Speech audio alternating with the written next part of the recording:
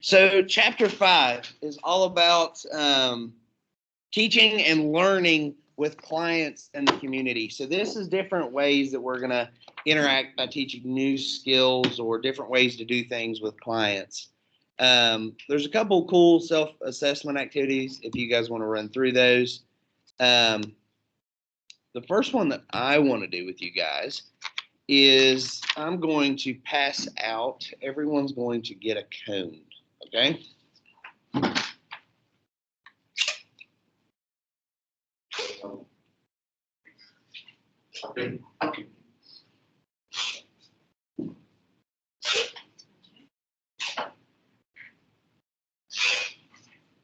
All right. Do you guys ever heard of the cup song?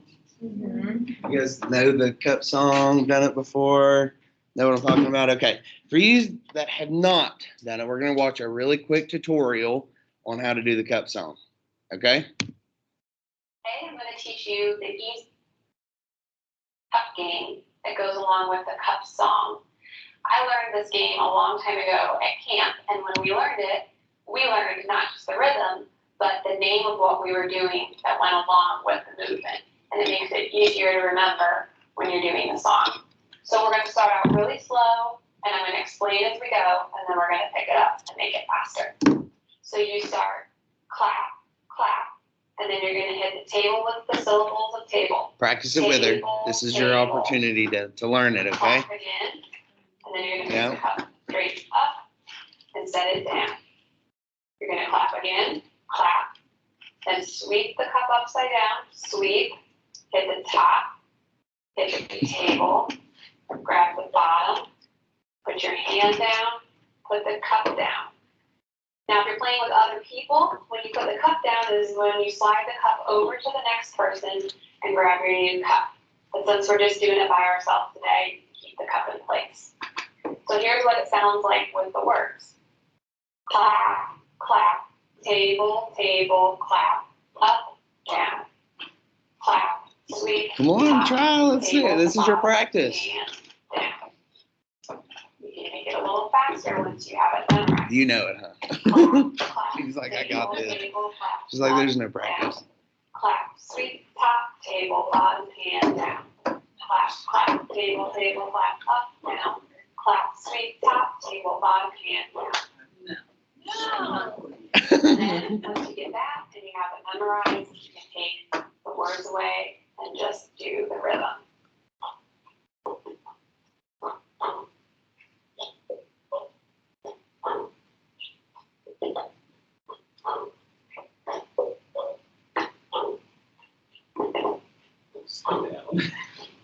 It's hard, right? Once you get it, you can add it to the music that goes with it. Grab a bunch of cups, grab your friends, and have fun.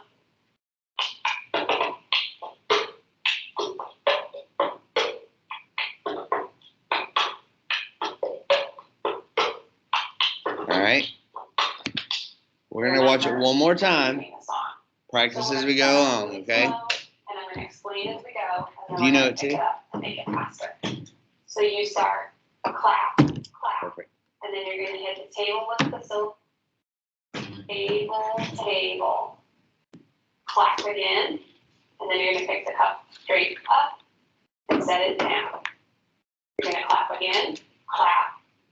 Then sweep the cup upside down, sweep, hit the top, hit the table, grab the bottom, put your hand down, put the cup down. Now, if you're playing with other people, when you put the cup down is when you slide the cup over to the next person and grab your new cup. But since we're just doing it by ourselves today, keep the cup in place. So here's what it sounds like with the words. Clap, clap, table, table, clap, up, down, clap, sweep, top, table, bottom, and down. You can make it a little faster once you have it memorized. Clap, clap, table, table, clap, up, down, clap, sweep, top, table, bottom, and down. Clap, clap, table, table, clap, up, down, clap, sweep, top, table, bottom, and down. And then once you get that and you have it memorized, you can take the words away and just do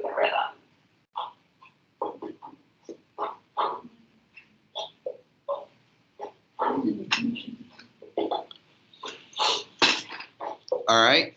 So you ready to put your skills to the test now? All right. Well, we're going to anyway.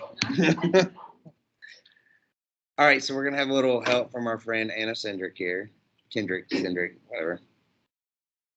All right. So this is the actual cup song. Yeah, this is it. You've now learned. You've given a visual. She talked you through it, showed you how to do it. You practiced it with her. Now we're going to do it. You'll see. All right. Give it your best shot.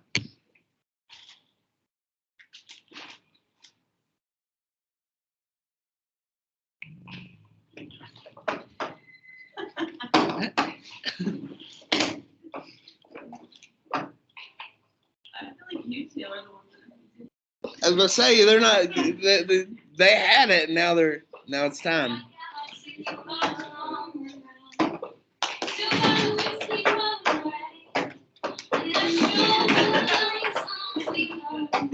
Give it a shot, guys. Come on.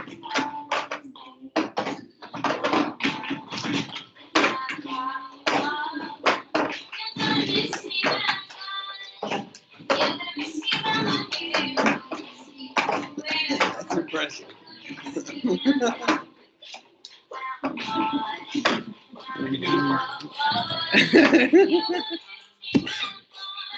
All right. So, all right, that's just a fun little activity to kind of introduce us into today. The whole point of that is to show you everyone is a different type of learner, right? There's people that come into it with experience, right? That kind of know what you're talking about, know what you're doing. Then there's people who have no idea what we're doing, never heard of it before, or have heard of it, just don't know what we're doing, right? And there's some people that kind of get it as you go along, and they don't need as much help. They can watch it and do it, right? This is the same exact thing we're going to talk about today with our clients and how they have a learning curve the same as what you guys do. And know how confused, like me, I'm terrible at it, so I don't even attempt it. I've tried for years. I can't get it down.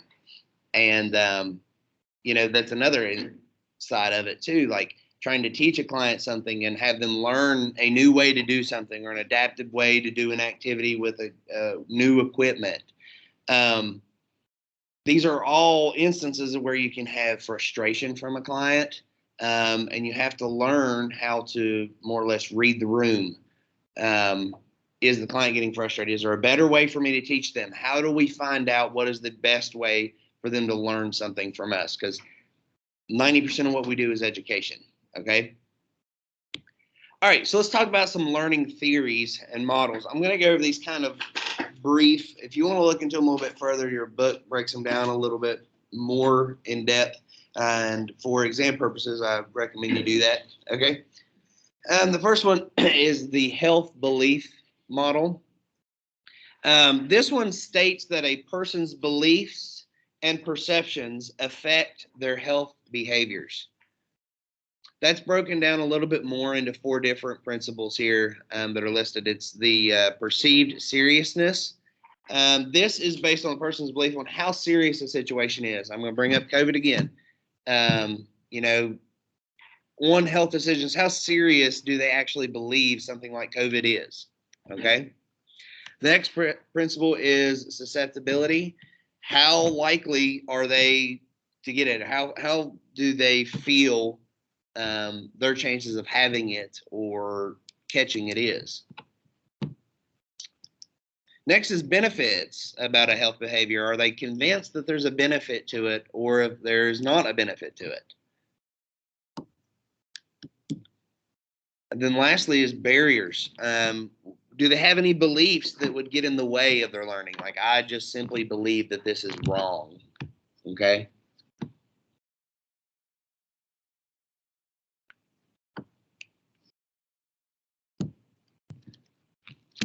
Then you have the social cognitive theory.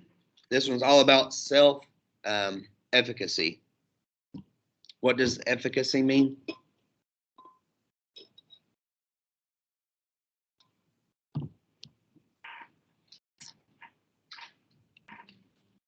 It's okay.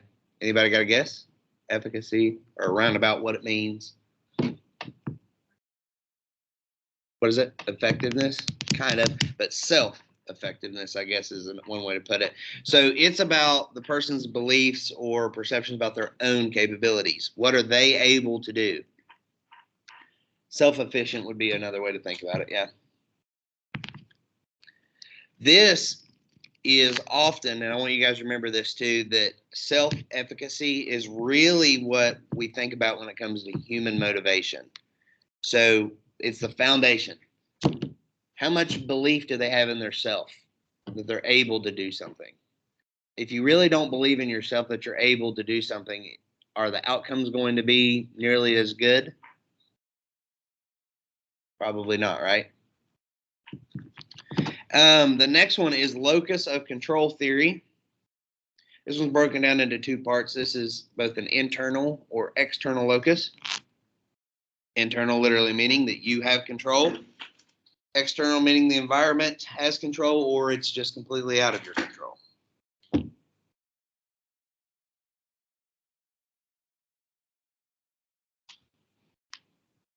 If someone has a strong internal locus of control, what is something that they might say?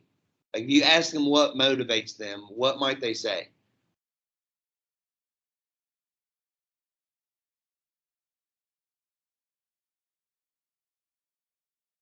Someone who has a very strong, I'm in control of the situation, what might they say if you say, what motivates you? And they have a strong internal locus of control. Let me rephrase it, put it another way. What do you think this client would be somebody who has a lot of motivation to work with you?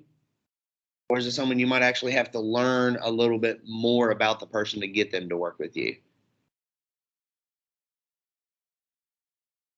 Okay. Well, in what way? Why would they have more?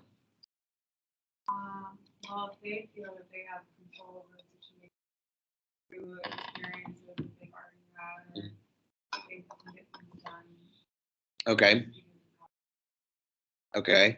But on the opposite end of that, if someone is very, I'm in control of the situation, and you come in and say, I need you to do it this way now, is that going to be, frustrating to them? Do you think they're going to they're going to receive commands well? Probably not. Okay. So there's two different ways of looking at that. What is that outlier that I've told you guys a whole bunch? What is the biggest way to get somebody to work with you? Most important way? Huh? Choices. So if you have somebody who has a choice in the matter, and you have somebody who has an internal locus of control, that makes it a little bit easier, right? Because now they have that sense of I'm still in control. On the opposite end of that, somebody has an external, now they feel it might be a little bit out of their control, but at the same time, they also have a choice in the matter. That make sense? Got me. Cool. The last one there is transactional model of stress and coping. This is very simply how much stress can they take in and be able to adapt or cope with it.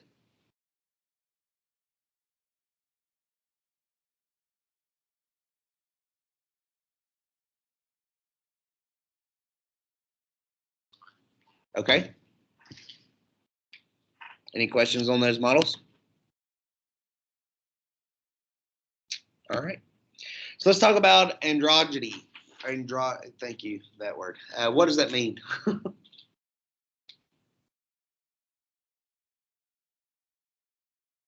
Very fancy way of something.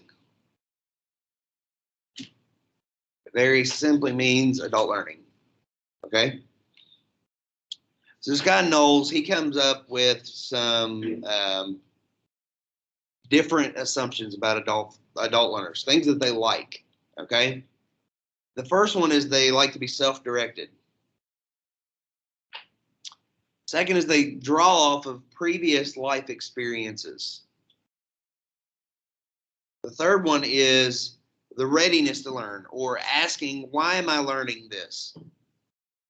You hear this often, not just in adults, but you hear it in children all the time in high school. Like, why am I learning algebra? I'll never use it a day in my life. Those kind of things, right? They're asking, why am I learning this? Adults do that even more so. Why do I need to know this? I'm just trying to pay my bills, Next is the focus on problem solving and real situations. This is them more wanting to focus on the real world issues, not something that may come down later. This is things that are in their life right now.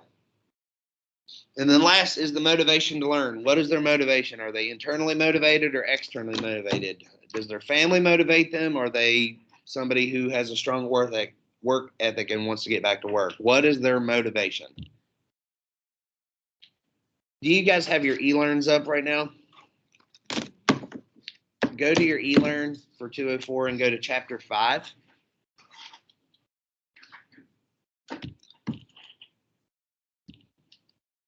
And you'll see a link there that says, what type of learner are you? Click on that. I want you guys to take that quiz. It's about 20 questions. And then we're going to review what those learning styles mean. It's on your e-learn 204 under chapter 5. Yeah. That's weird. Click on the thing where it says what type of learner off to the left there. Click on it and it should reset it. Okay. Okay. Did you take it again? Did you maybe? I don't know. That was 100%. That seems. That's pretty, yeah, that's not me. I just.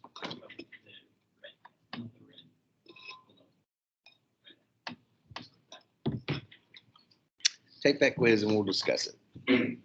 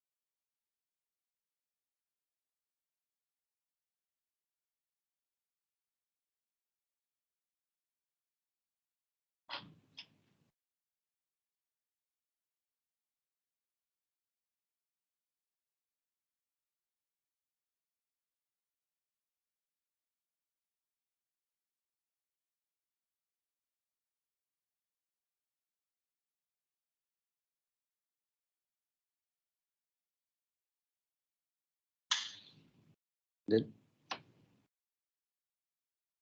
Guys, give me a thumbs up when you're done there, so I'll make sure everybody's done.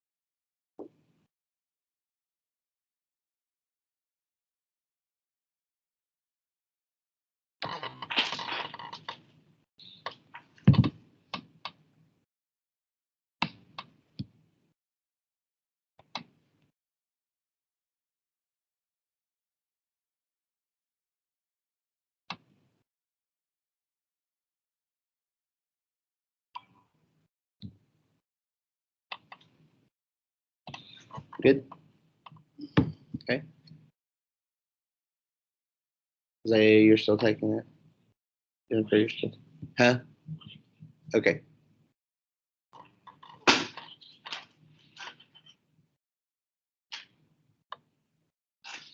What section did you guys sit in? Really? I was in 102. Yeah, we were a little closer to the visitor section. Did you see any fights?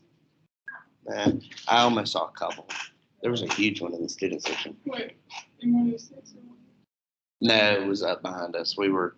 This is when I went out at halftime to get a water. There was a Virginia Tech couple sitting pretty close in front of us, actually, the row in front of us, and the people behind us, like, threw water at them and beer. We were pissed. That's terrible. It was so rude. That And is, they were adults. that's awful. That's terrible. I know. Did they call them out on it? Like, were people My calling? husband did. He was like, he turned around and was like, Yeah. Wow. Not well, as he should. That's terrible. That's not how people no, act. I know, That's, especially not here. yeah, they don't do that. You know, we're always like, good luck and stuff until the game starts. Then we're kind of like, we hate you. And then after the game, we're like, And they weren't like, I mean, they weren't even annoying or anything. Yeah. I mean, like, there was nothing that they did. that's awful. I hate that. I really do. So you guys done? Got it? All right. So what kind of learners are we? You're an auditory. Really? Yep, I So- read out loud. Nice. That's interesting. I didn't have any auditories last year. Everybody was something else. That's interesting. What did you get? Visual. Okay. What about you guys? Auditory? Nice.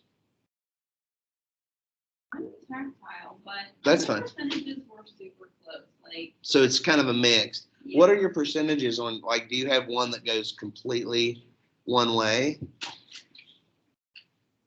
Does anybody have one that's like overwhelmingly one? What is the percentage? 55? Does anybody have anything higher in any categories?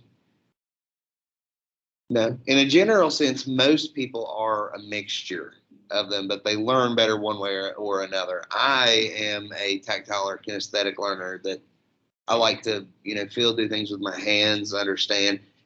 Next would definitely be visual, and I am definitely not an auditory learner. I always hated lectures, everything about it. I was not someone who could sit there and listen to recorded lectures. Wasn't me. Now I could watch lectures, like even a TED Talk to me, as long as I have some visual with it, but if I'm just listening, I hate audiobooks. Terrible with it. I can't stand them. What did you have, Maggie?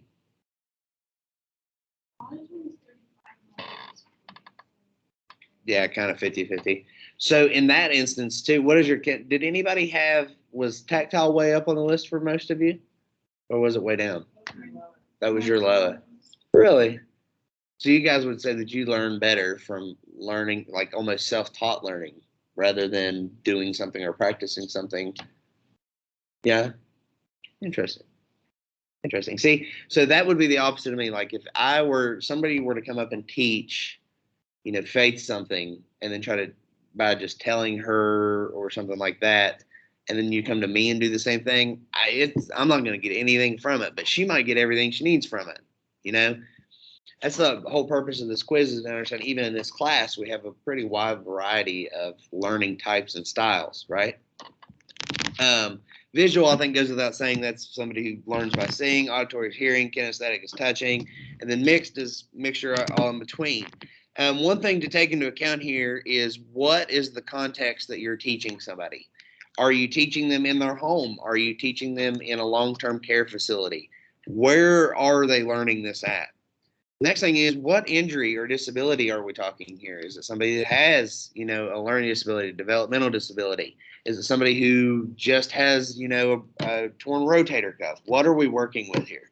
And the next thing is their personality or their learning style. That also needs to come into account. That's not going to say you're going to have every patient take the quiz, right? You're not going to be like, hey, take this quiz for me so that way we can get started. What you're going to do is you're going to practice stuff with them.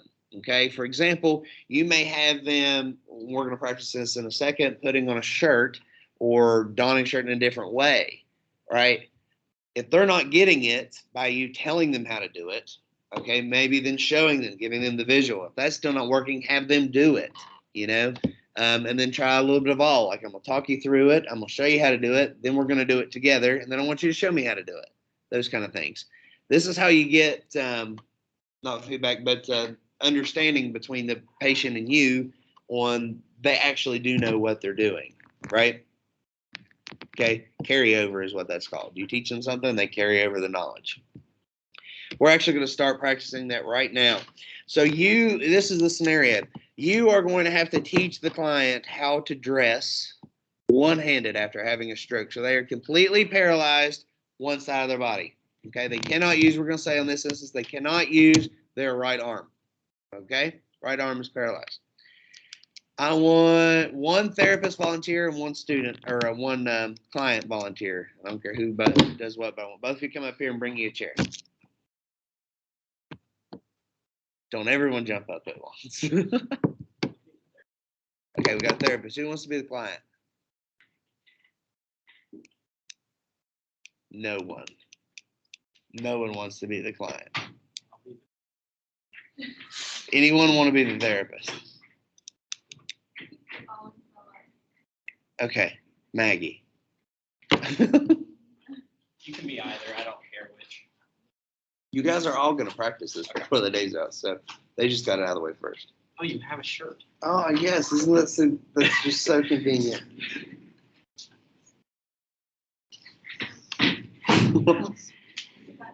Okay. I got you. I got you a chair. Yeah, both of you bring a Oh, chair. we do. Oh. So Maggie follows directions. I didn't hear both. I just said All right. I need a chair. So without me teaching you how to do this, teach her how to put on a shirt without using her right arm. Okay. All right, so you're right arm. It's that one. Okay. So this is your shirt. You need to doff it. Doff, not doff. Don it. You need to don it. All right, so what you're going to do is, using your left hand, I want you to be able to find your way into the hole of the sleeve of the right hand. So let's make sure we're not the right way. Okay, so that's the wrong hole. So you're going to find the right hole, and then you're going to bring it over to your hand. That arm just moved, man. I know. Sorry. And then you're just gonna kind of run it through. Kind of just get it through in there, and then run it all the way up, and then put your head in, and then put your other arm in, and then try to put it on like that. I think that's the best way I can think. Okay. I won't be at your home, so I'm gonna lay it down like you would just put it in your lap.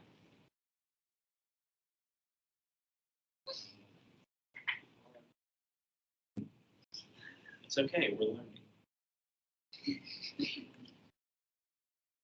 A natural. What can I say?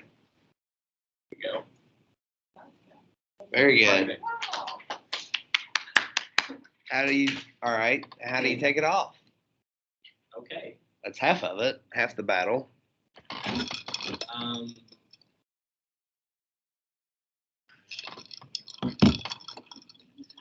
didn't think we'd get this far. You didn't think the shirt would get on? Yeah. That's not confidence. No,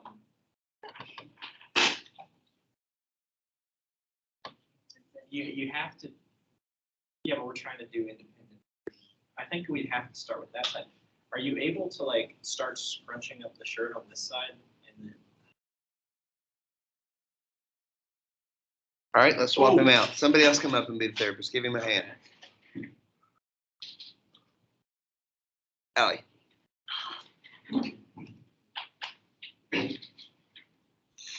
So I have to teach her, like, it Yeah, can't help. teach her how to take it off. Because you're not always going to be And her there. arm can't move. Her right arm cannot move. She's paralyzed on that right side. She had a stroke.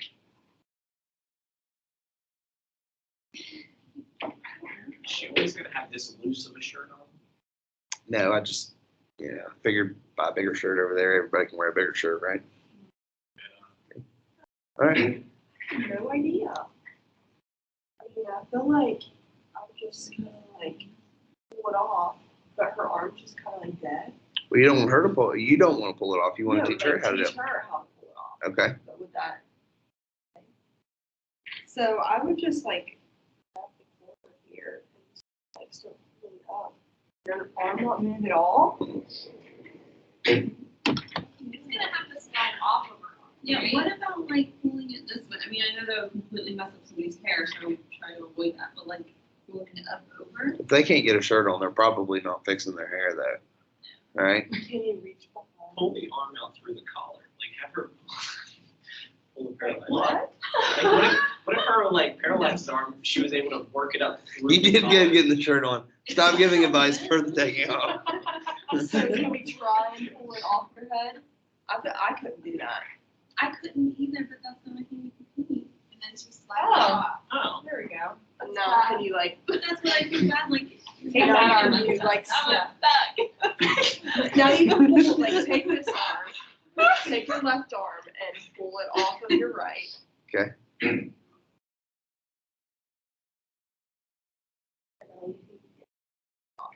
Perfect. Everybody give her a therapist station. All right, next. Meredith and Jennifer. One of you be the patient, one of you be the client, or the therapist, sorry.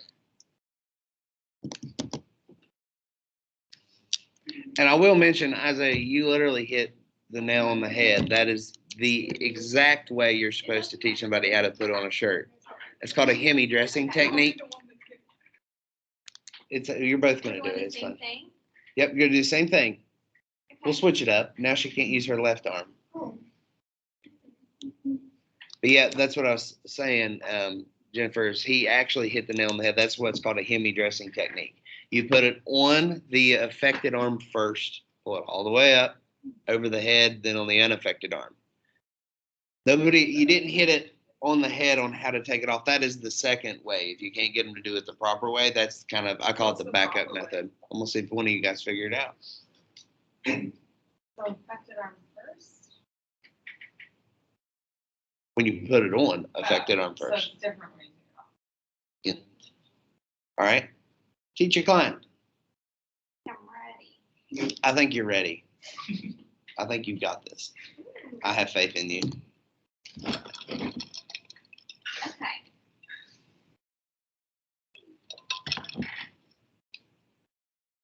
So it's my left arm, Left arm. so it needs to go in, the dead arm has to go in the shirt first. So you're gonna put your hand up through one here to the left sleeve. Take your left arm through there.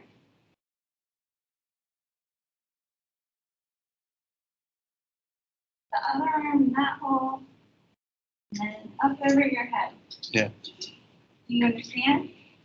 What you taught her there was the backup method to it. Okay, so there's hemi dressing, like what Isaiah taught, which was affected arm, head, then unaffected.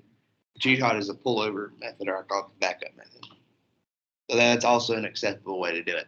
That's just two different styles.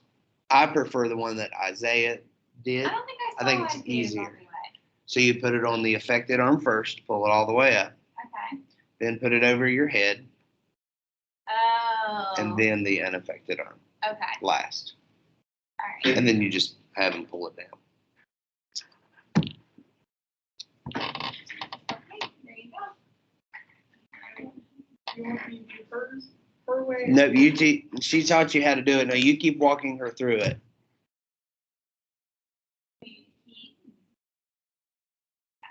Put your left arm. Here's a little, would you ever want to call it a client's bad arm? No. Always say the verbiage used there is affected and unaffected. Okay? Sometimes you say bad arm, that can be insulting to people. There you go. Nice job. Now, teach her how to get it off.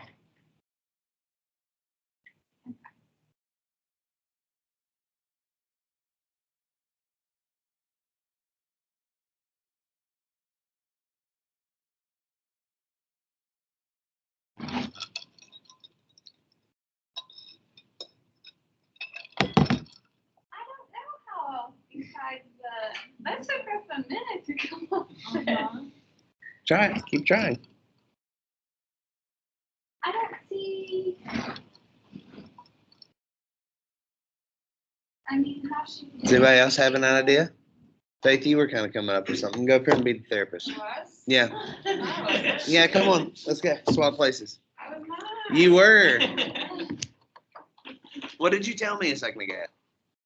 So When they're donning their shirt or putting it on, it was using the affected arm, so do the opposite arm.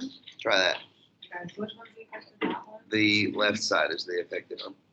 That's what you were putting it on that one first, right? When you put it on, yes. Okay.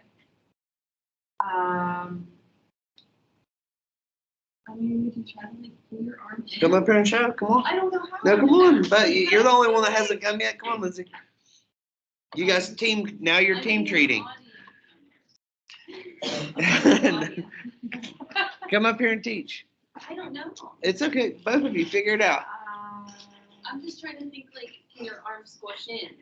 But you can't.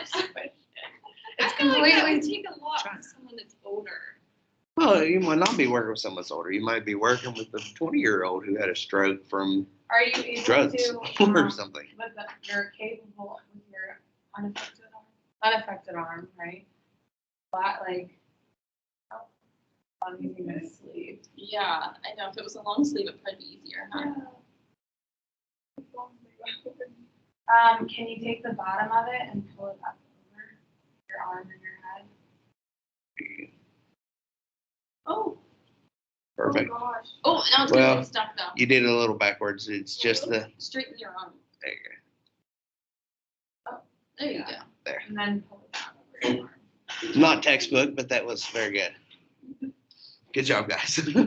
Yay! So you pull it from the front. So you take and you would pull it on from the unaffected, okay? You would get your unaffected arm out first, okay? You pull it up. The way I have them do it is I have them bunch the shoulder all the way, or the shirt all the way up to the sleeve, kind of how you did. You're doing the exact motion, just opposite of what you did when you had them put it on. Have it pull over their elbow and pull it off, and over their head, then the other way. Okay, I'm talking about your affected arm, or your unaffected arm. Take it off that side first when you're taking it off. It's exactly the opposite. So when you're putting it on, put it on the affected arm, put it on their head, then their unaffected arm. When you take it off, get their unaffected arm out first, then take it off their head, then their affected side. Okay? Now, the other two methods that you guys are saying where you just pull it off, that's totally acceptable. It's just two different ways of doing it. The one that I was teaching you today, that's called hemi dressing techniques. Okay? I just feel like you would not teach an old woman that wanted to do it because like them fixing their hair Right. in that weekly appointment, if Right. it gets messed up, they're gonna be really mad. Exactly. You Exactly. know? But at the same time, they have to take their shirt off. You know, that's the first thing that has to be done, right? Yeah. What would be adapting clothing to work for this woman then? A button up, but she can't use that right side, so Maybe like or one a side. zip. A zip, maybe Goes to Or here. that hooky thing that we use. Or like the the Velcro. hooky thing, The button hook. the button hook. That's another thing. Button hooks are very controversial. I love them. Other therapists don't. They think they take a lot of dexterity. I don't. I think they're easy to use, but some therapists don't like them. I like them a lot. All right. So that was just one method of teaching on dressing. Okay. There's a lot of different things that you could use here. You could use, if they're having trouble picking their clothes up off the ground, you could use a reacher, a dressing stick, whole bunch of stuff, right? All right. Let's keep going then. Maybe with the computer. Oh.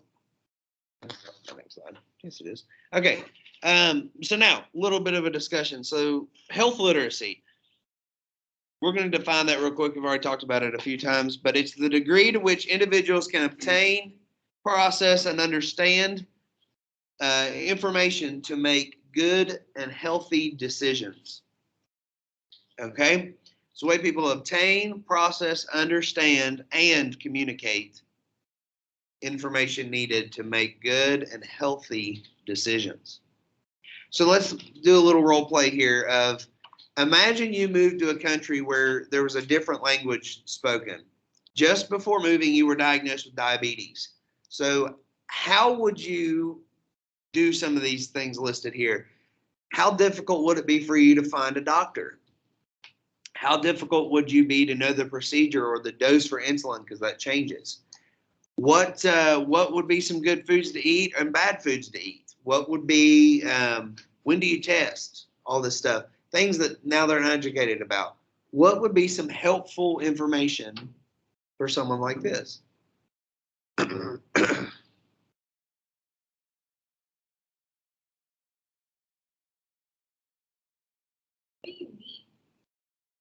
What do you mean? What do I mean? What would be some helpful, what would be some good client or caregiver education or whichever in this scenario? So someone's moving to a different country, they just got diagnosed with diabetes, they don't know anything about it, and now they're moving to a country where a different language is spoken. How might you address that? What's an intervention you could do? Like before they leave? Or when they're there. We're going to assume for this aspect that you speak whatever language that they know. I feel like finding a doctor probably wouldn't be that hard just because of the internet. Okay. Like that would probably be. Okay, that's an intervention. Saying, listen, maybe we need to research if it's there before or after. Well, it doesn't really matter.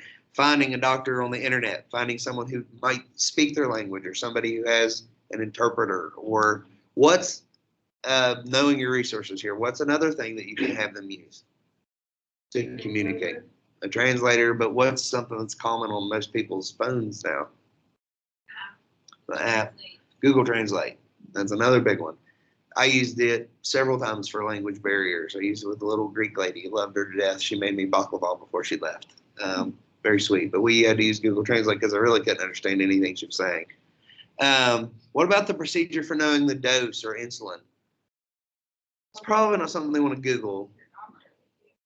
Okay, so after they find the doctor, knowing, getting that down, what would be something that would be beneficial for her or him, whoever? Just like material. Materials, a visual handout, maybe a chart. Your blood sugar's above this, take this much insulin, right? Very good. What foods to avoid, what not to avoid, kind of the same thing.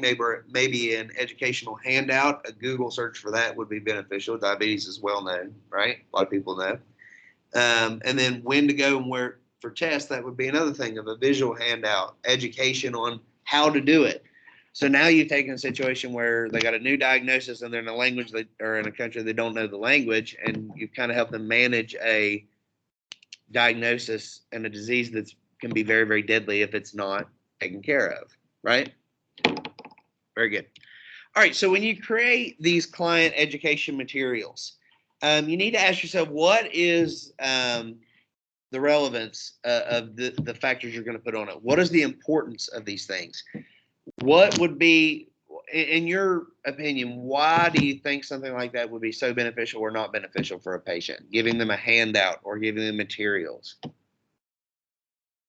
Think about your learning types. So they could maybe multiple times got it if they Okay. forgot. Okay. So what might be somebody who's a mixed learner like myself that's visual and kinesthetic? What might you give me? We'll stick with this instance of diabetes. What might you give me to educate me about my diagnosis? Pictures with descriptions. Pictures with descriptions. Okay. YouTube videos. A YouTube video. It's something more than just handing me a piece of paper and saying, read this and know it, right? You need to take into account age and cognitive level. You're not going to give this very complex handout on diabetes to, a 3-year-old who has type 1. You might give it to their parents, but you're not going to give it to them, right? Next is cognitive level. Are you going to give an 80-year-old with dementia, a handout about dementia? No, they're not going to understand it. You might educate the caregiver, nursing staff, people like that are around them. But you have to take into account what is their cognitive level. Are they going to understand what you're trying to teach them? And then last is visual perceptual deficit. Same thing are they able to see? That's a big issue with a lot of handouts. You go to the doctor and you get those little pamphlets, the things in the waiting room, and the words are really small on most of those pamphlets. If someone has poor vision, like most older people do, they're going to have a real issue and they're not going to get anything out of that education, right? Some different ways here that I want you guys to know about. Chunking. What this means is presenting bits of information at one time and at different chunks of information and asking for a recall. This is like a phone number. Instead of writing a phone number, all 10 digits out with the area code and everything, putting it in parentheses, putting a dash, chunking that information makes it much easier to remember, right?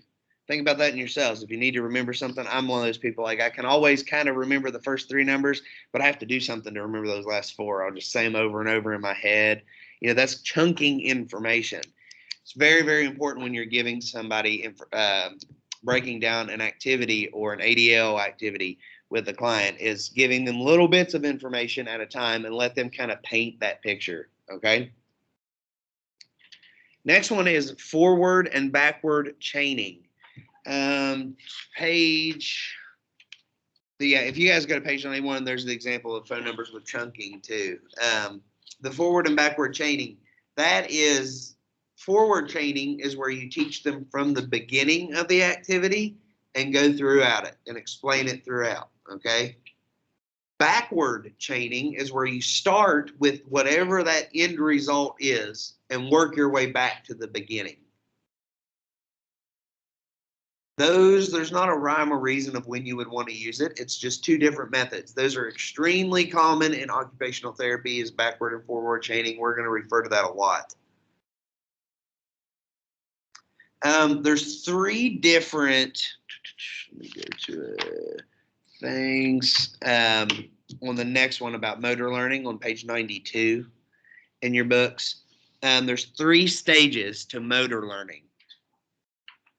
There's the cognitive stage, associative stage, and the autonomous stage. Cognitive stage is where, very simply, they're going to start to understand how the task is performed and what is expected. Mainly like reading instructions, they know what they're looking for. Next is the associative stage. This is where they're actually performing the task and learning the skills through practice. Last is the autonomous stage. This is where they're doing it. It's pretty much automatic. They don't even need help. This would be like teaching a child how to put on their shirt. The first one is like, listen, this is how you put it on. I'm showing you how to do it. Put in this arm first, put in this arm first, blah, blah, blah. Then the associative stage is where they're practicing this, okay? Going through and actually putting on the shirt themselves, practicing. They might get it wrong a few times. That's okay. But they're learning how to put on their shirt. What was the 3rd? The autonomous stage. And that's where it's automatic.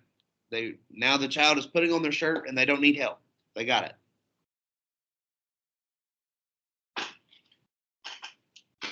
There's a little throw in here that kind of goes for all of them. It's called the optimal theory. This is a theory that believes that learning occurs when there's stress, or the right amount of stress. Not too much, not too little, but just kind of like the right amount of stress or importance that they need to do it. If someone has, I kind of like to think the optimal theory, they have a motivation and they're kind of, in that instance, I'll take stress and put in motivation in that definition.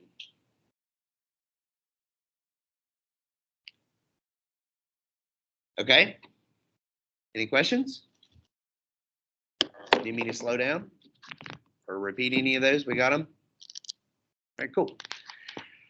All right, so some client-centered learning outcomes on some things that are going to help make your partnership with the client a little better, or the caregiver, or whoever you're working with or doing education with. You need to maximize your time. Don't make them feel like they're rushed or they're a burden to you in any way. Make sure that they know that if they have questions, they're able to ask them. Next is avoid overload. Don't teach them the entire thing at once. Don't go through and say, work on this. Master one thing at a time. Okay? Make sure they have one thing down before you move to the next. Next is utilize the show me method.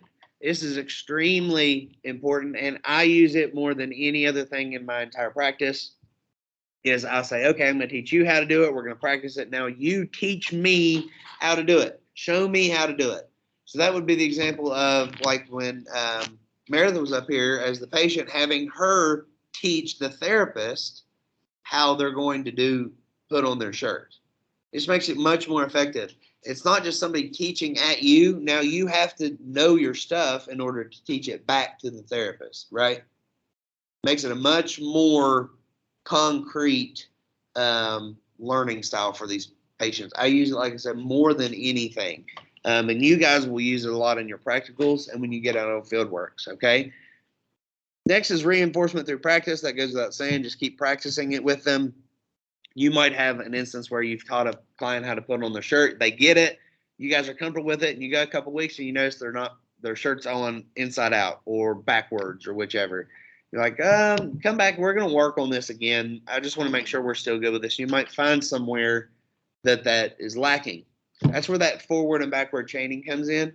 If you're taking that activity and you're breaking it down, and then you can actually find where are they messing up. Are they good with putting it on their affected arm, but then when they get to the head part, they're struggling? Or is it the setup? Is that the problem? Are they, wrong from the beginning, but they have the procedure right? That's the only way to break that down. Okay. Next was focus on one task, not multiple tasks. And then lastly is use educational material and technology as much as you want to. There's nothing like, for me, I might not learn as much from a visual handout, but it's reinforcement to me, right? Like you might show me and do something with me and then give me a visual handout with education on it. Then you've done everything you can, right? You've covered all your bases. Now it's just practicing, right? All right. Activity because I was instructed at like color down here. And this is my bad work, so you actually can. But I literally had to take a shower and everything. Yep. And that's part of it, is learning how that's a big one. When someone has a stroke, if you get lucky enough to work with a client who had a stroke on their non-dominant side, I would say 9 times out of 10, for whatever reason, it's on their dominant side. It's just that way. Teaching someone who is not ambidextrous to use their non-dominant arm to write, to cook, to eat, it's very difficult. So you have to be very, very patient with people like that, right? All right. Any questions? Are we good? We can keep moving. Cool. All right. So back to some motivation, the intrinsic and extrinsic motivation. We've already kind of talked about those.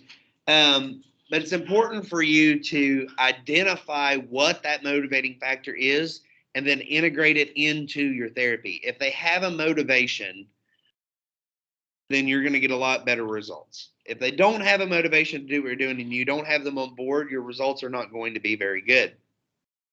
This brings us into one of the biggest concepts we're going to talk about throughout the entire semester, and that is therapeutic use of self. If you guys go to page 96, I highly, highly suggest that you guys look over therapeutic use of self and what it is.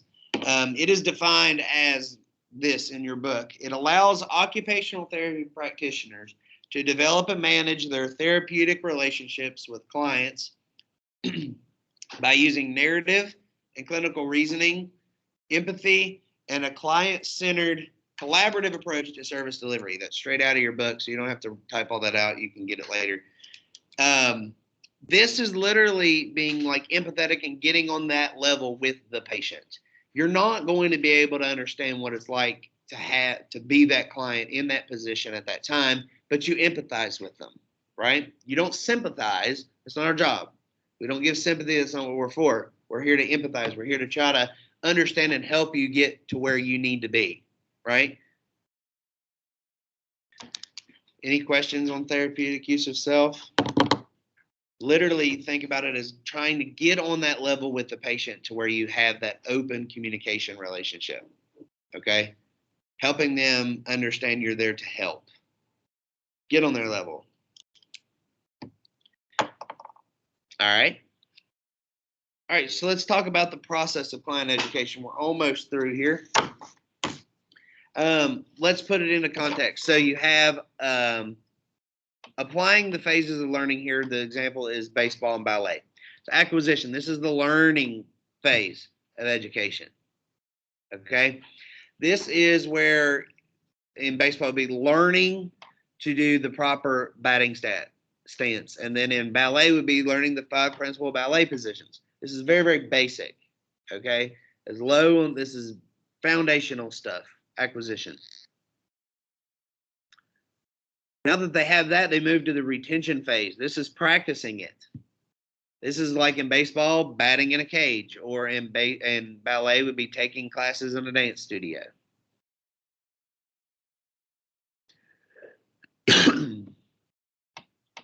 Next is generalization and transfer. This is them doing it. This is actually putting into practice whatever you've taught them.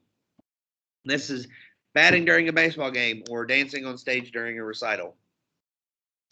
What is a hobby that you guys have? Just someone give me one. Something that might be different. Does anyone like to knit or something random? Nothing. Nobody's interested in this class. Barrel racing. Okay, what is the absolute baseline to barrel racing? Bottom line, got to know this or you know nothing else. You have to know how to ride a horse. It's pretty basic, right? Okay, so now you've moved on to the practicing stage. You got to know how to ride the horse. You got that down now. Now you're able to ride it. What would be the practicing portion of that? Going over the obstacles, okay? And then lastly, what would be the generalization and transfer? Competing, actually being out there doing it. Very good. What's another one? I'll make y'all do it. Isaiah, what's your hobby?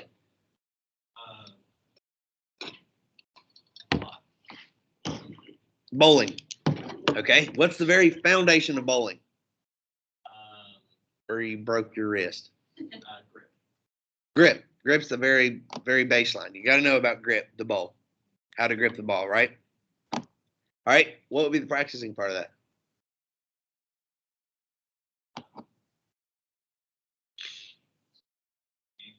Bowling some games by yourself. Okay. Then what's the generalization transfer? Being on a league, on a competition. Very good. Lindsay, what's your hobby? You have to have a hobby. Everyone has a hobby. You do. Do you watch Netflix? What do you do when you're not doing schoolwork? Okay, what's the... Okay, what's the foundation? I understand. She likes to bike ride. Okay, you don't like the bike ride. Okay, regardless. Reading, you break that one down. What's the very basis of reading?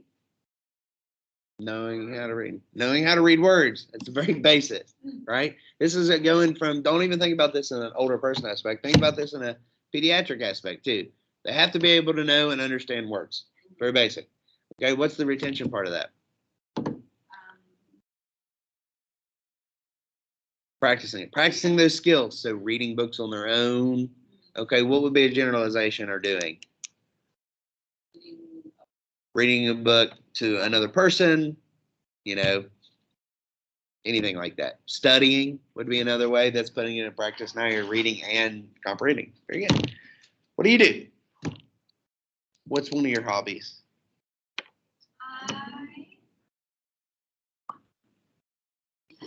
I like to garden. You like to garden? Me too. What's the very basis of gardening? What do you have to know? Too much. Very basis. I guess you have to know how to. Where does it go in the ground? How deep do you do it? Right? Those kind of things. Very good. What's the practicing part of that? Taking care of it. Taking care of it, making sure it doesn't die. Right? Yeah. That's the hardest part, I think, of gardening. And then lastly is the doing portion. What would that be?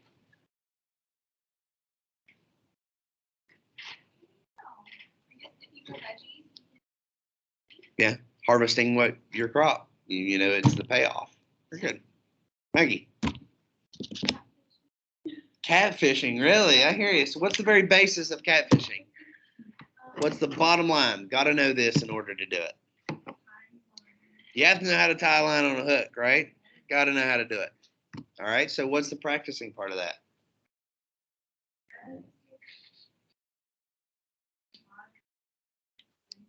Very good. Okay, so what's the doing portion? Portion. Huh? Yep, catching a fish or going fishing or, you know, actually doing the task in its entirety. Very good. Okay. Skiing. Skiing. Very good. What's the bottom line with skiing? I know nothing about skiing. I'm not coordinated in any fashion. You gotta know how to stop. You got to know how to stop. That's interesting. That's very basic. Okay, so what would be the practicing part of that? Going on the bunny hill and practicing stopping. What's a bunny hill? The bunny hill? Yeah. Is that like the? Small, tiny hill where the kids are. Oh, that would be where I would go. You have to start there if you have no idea where you're going. Yeah, I'd have to master walking down the hill before I would try skiing. Why would you walk? Why wouldn't you walk? That's a lot safer than trying to ski down the hill. No. I'm terrible. There's no way. All right, so what's the doing portion of that? Going down and stopping without falling. Okay. Very good. What do you do? A lot of things, but I like water tubing. Nice. So much fun. Water tubing, like being pulled behind a jet ski or a boat, or what do you mean? Yeah. Nice. I haven't done that since I was like 15, and it didn't hurt when you hit the water. I did it every time I was See, I used to do it all the time too. So what is the very basic of that? What do you have to know? I mean, you have to know. Because you're gonna get thrown off. It's part of it. You gotta know how to swim. Okay, so what's the practicing portion of it?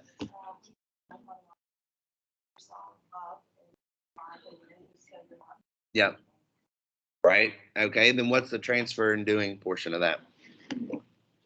Actually doing the whole thing. Being pulled behind the boat, not falling off as much. You kind of mastered the skill of water tubing.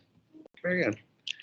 All right. So I hope that puts a little bit more in the context of how you're going to go through this process when you're teaching somebody. So the very, very bottom, you got to teach them the basics first, the very foundation of whatever you're trying to teach them. Move to the practicing portion of it. Move to the doing portion. Okay. Any questions on that? All right. So the selection of the materials, you need to make sure that you are not using stuff that is going to be, confusing to the client. It needs to be appropriate. I know I kind of beating a dead horse at this point by making sure that it's appropriate education, but it's extremely important. There's a reason I've mentioned it 5 times, 6 times now. One thing I do want you to take into account is teachable moments. So these moments where, they have something, they mess up, they have an issue, they have a problem, they get frustrated. These are teachable moments. These are not just planned education. This is taking advantage of the moments that you have, where real learning can take place, where they find that motivation. A lot of times when someone's frustrated, they're actually extremely motivated to learn something, but at the same time, they're frustrated that they can't do it. That would form one of these teachable moments. Next is the clinician and peer educator. Who is the teacher here? Are you teaching someone yourself, or are you going to put them in a group and they're learning from somebody who's been in a similar situation? Those kind of things, those peer help groups and stuff like that. Some different barriers that we need to talk about is, again, the cognition, education, literacy level, communication or sensory impairments, attitudes or emotions, cultural issues, environment, time, pain, fatigue, stress, and medication. Sometimes people are just grumpy and angry because they're in pain, or it's a side effect of their medication. You really have to take into account the context of what you're treating this person in. Are they having a bad day? As you get to learn your patients throughout, treating them, you're going to find out, that's not normal for Susie, in 3B. That she normally comes and works with me very early in the morning. Let me go see what's going on. Find out what was wrong. Maybe there's a teachable moment right there that they got frustrated with something in the morning. Well, that's okay. Things happen. This is how we deal with it. Let's move forward. Okay. Some of the best education you guys are going to give are in those, brief teachable moments. The last thing we need to talk about today for education is groups. Remember I talked to you about the PDGM model, how they moved into this grouping model of therapy. You get this much therapy, do what you can with it, or this much money for therapy, do what you can with it, right? So that made a lot of places start doing what's called groups. This was an older version of therapy. It completely faded out, and now we're back into it. This is where they'll take clients who have similar insurances, they'll group them together, and you treat them at the same time. I hate it. They can be beneficial, but I hate it. The reason I hate them is because you're forced to treat people just because they have the same insurance type. You're forced to try to teach them all the same thing, and that doesn't work that way. So I'll give you an example. When I left Genesis, I was in charge of a fall prevention group. The last group I did was somebody who was bedbound, somebody who was completely capable, ready to go home. That was one person that should have been in the group. The next one was somebody who had low vision. The next one had poor hearing and fell asleep often. So now I have to teach these 4 people at the same time fall prevention, okay? Safety around the home. Is that really something that you would want to teach all 4 of these people? Maybe 3 of them, the bedbound person, maybe if their goal was to get out of bed, but you're going to have to teach them all very different, right? The person with low vision, you're going to have to do more hands-on kind of stuff. Person that couldn't hear very well, they're going to need a lot of visual, and they fall asleep often. It's going to be very visually stimulating. They might need more time. These are all things to think about when you create a group, because you're going to be asked to, a lot of times in long-term care, create a group, or you're in charge of this group. Might be dementia group or something. Sometimes you get them and they're actually applicable to what we're talking about. But at the same time, you'll get some that aren't at all. But that last group was pretty crazy, trying to get them all, to learn something at the same time, because you only have, 45 minutes, and that includes going and getting them and bringing them all into the same area. It's a very time-consuming process. So that's the group dynamics. The purpose and the leadership and member roles are the people that are in your group. Are they there willingly? Or are they there just, this is something. I like groups when they're planned and for specific groups of people that merge together. Then they're beneficial. This could be a community group. It could be a wellness group led by an OTA. Anything like that, that's fine. Even, sending out a flyer or something like, sign up for this group. It's led by blah, blah, blah OTA. And this is what we're going to be focusing on. Then you have people who want to be there, and you're, running a goal or a group that way. That's really my favorite way that groups work, but there's a lot of instances in which they do not. Lastly is communication with team members and the community. Why do you think it's so important to have interprofessional communication? So talking to nurses, talking to doctors, talking to other therapists of different professions. Why is it so important that we do that? Jennifer?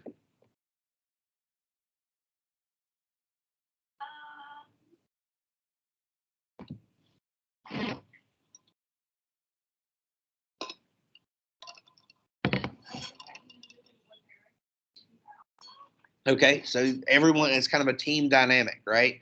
Everybody, you get a nurse's opinion, a doctor's opinion, a therapist. Meredith, why would interprofessional communication be so important?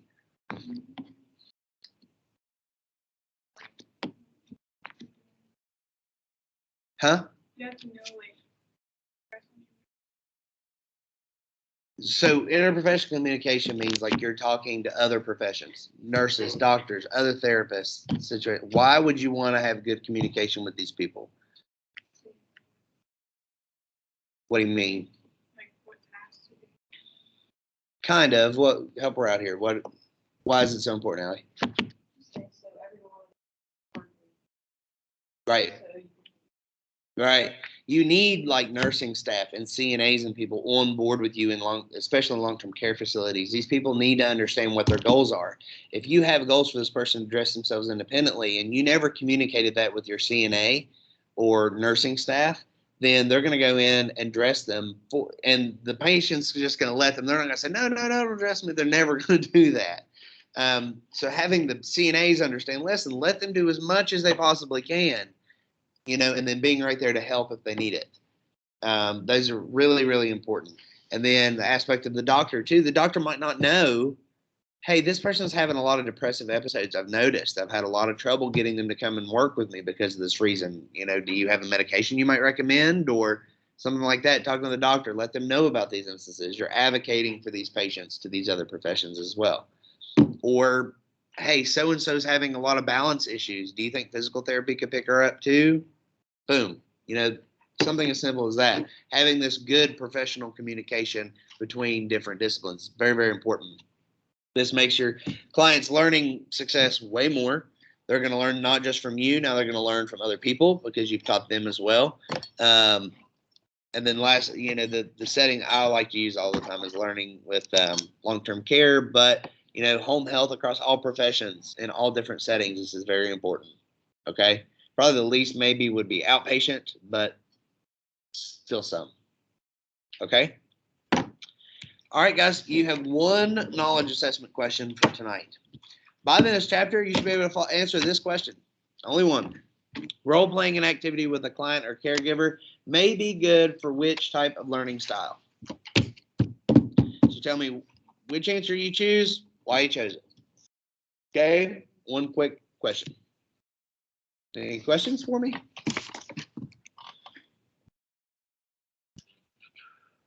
All right. So you think it's love sports, but it's just having fun?